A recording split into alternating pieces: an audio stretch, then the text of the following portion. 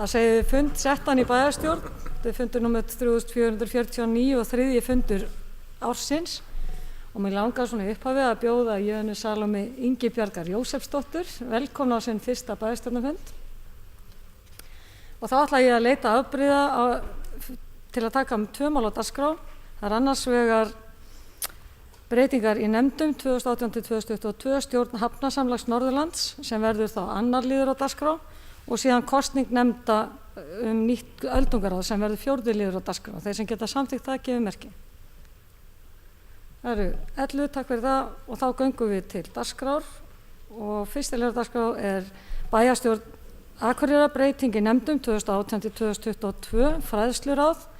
Lögð fram tillaga D-lista breyting á skipan fulltrúa í fræðsluráði að Berglind Ósk Guðmundsdóttir tekur sæti varafulltrúa í stað Marselíu Drafnar Sigurðardóttur. Þeir sem geta samþykkt þetta gefur.